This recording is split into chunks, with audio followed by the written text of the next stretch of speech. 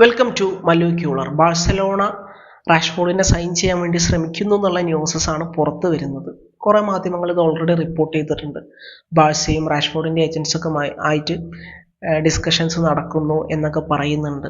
So ഇതിപ്പോൾ നമ്മൾ ഇപ്പം കേട്ട് തുടങ്ങിയ ഒരു ന്യൂസ് മാത്രമല്ല, ഇത് നമ്മൾ ജനുവരിയിലും കേട്ടിട്ടുള്ളതാണ്.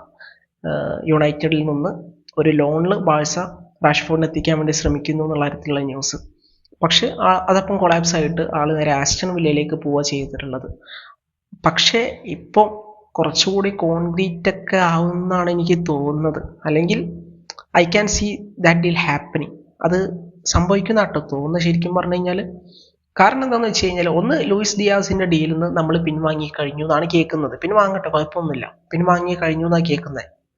പിൻവാങ്ങി കഴിഞ്ഞിട്ടുണ്ടെങ്കിൽ പിന്നെ അവിടെ ഉള്ളൊരു ലെഫ്റ്റ് വിങ്ങർ നമുക്ക് സൈൻ ചെയ്യാൻ വേണ്ടി പറ്റുന്ന അത് റാഷ്ഫോർഡാണ്. ഏറ്റവും ബെസ്റ്റ് ലെഫ്റ്റ് വിങ് റാഷ്ഫോർഡാണെന്നല്ല ഞാൻ പറയുന്നത്. റാഷ്ഫോർഡിനെ നമുക്കാണെങ്കിൽ ഒരു ലോണിൽ സൈൻ ചെയ്യാം. അപ്പോൾ ലോണിലല്ലാതെ പെർമനൻ്റ് ആയിട്ട് സൈൻ ചെയ്ത് കഴിഞ്ഞാൽ വമ്പൻ മൂഞ്ചലായിരിക്കും റാഷ്ഫോർഡിൻ്റെ കേസ്. റാഷ്ഫോർഡിൽ നമുക്ക് ഏറ്റവും സേഫ് എന്താ, ലോണിൽ സൈൻ ചെയ്യുക എന്നുള്ളതാണ്.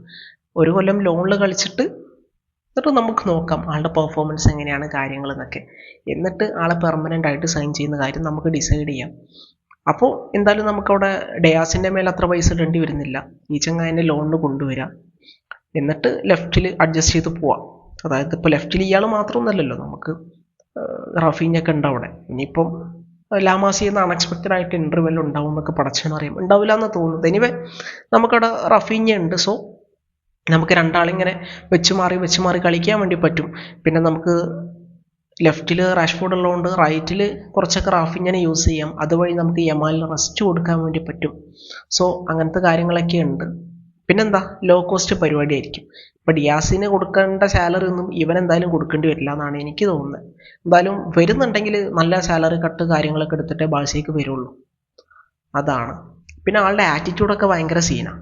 ഒരു കളി കളിച്ച് കഴിഞ്ഞാൽ 10 കളി എന്തിനോ വേണ്ടി ആർക്കോ വേണ്ടി കളിക്കും. പിന്നെ ഗ്രൗണ്ടിൽ ഒരു സ്പിരിറ്റ് കാര്യങ്ങളൊന്നും കാണിക്കൂല. അതൊക്കെയാണ് നമ്മൾ യുണൈറ്റഡിൽ കണ്ടിട്ടുള്ളത്. പിന്നെയെന്ന് പറഞ്ഞു കഴിഞ്ഞാൽ എന്താ പറയുക, ആൾ ആസ്റ്റൺ വില്ല പോയപ്പോൾ നന്നായിട്ട് കളിച്ചു. പക്ഷെ അപ്പോഴും ആൾ ഡിഫെൻസീവ്ലി ഒട്ടും വർക്ക് ലോഡ് എടുക്കാത്തത് പലപ്പോഴും ആസ്റ്റൺ വില്ലക്ക് പണി കൊടുത്തിട്ടുണ്ട്. സോ ടോട്ടലി റാഷ്ഫോർഡിനെ കുറിച്ച് പറയുകയാണെങ്കിൽ, റാഷ്ഫോർഡ് വരികയാണെങ്കിൽ വരട്ടെ, ഒരു സീസൺ കളിച്ചു പോട്ടെ.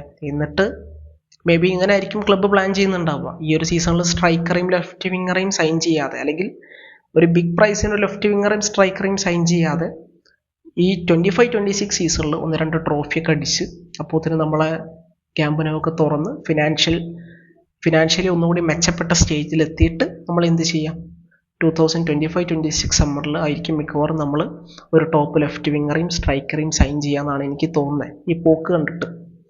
അപ്പോൾ നമുക്ക് 26-ൽ എന്താ പറയുക, അപ്പോൾ ഫ്രീ ആണെങ്കിൽ, അല്ലെങ്കിൽ അപ്പോൾ വേറെ ആരും എടുത്തിട്ടില്ലെങ്കിൽ നമുക്ക് ഇസാക്കിനെ കൊണ്ടുവരുന്ന കാര്യമൊക്കെ പരിഗണിക്കാം. അങ്ങനെയൊക്കെയാണ് ഞാൻ സ്വപ്നം കാണുന്നത്. നടക്കുമെന്നൊന്നും അറിയില്ല. എനിവേ 2026 സമ്മറിൽ എൻ്റെ ഒരു ഡ്രീം എന്ന് പറയുന്നത് ഇസാക്ക് തന്നെയാണ്. എന്തായാലും ഈ ഒരു സമ്മറിൽ ഇസാക്ക് ക്ലബ്ബ് കൂടും തോന്നുന്നില്ല, എസ്പെഷ്യലി ന്യൂകാസിൽ ആ ഒരു ചാമ്പ്യൻസ് ലീഗിലേക്ക് എത്തിയ സിറ്റുവേഷനിൽ. സോ ഇപ്പോൾ തൽക്കാലം ഈ ചങ്ങായിനെ വെച്ച് പോവാം, റാഷ്ഫോർഡിനൊക്കെ വെച്ച് പോവാം. നെക്സ്റ്റ് സീസണിൽ ഒരു നല്ല ലെഫ്റ്റ് വിങ്ങറേയും ഒരു സ്ട്രൈക്കറേയും ഇസാക്കിനെയൊക്കെ കൊണ്ടുവരാം. അതാണ് സ്വപ്നം കാണാൻ പൈസ ഒന്നും കൊടുക്കണ്ടല്ലോ. Okay, thank you.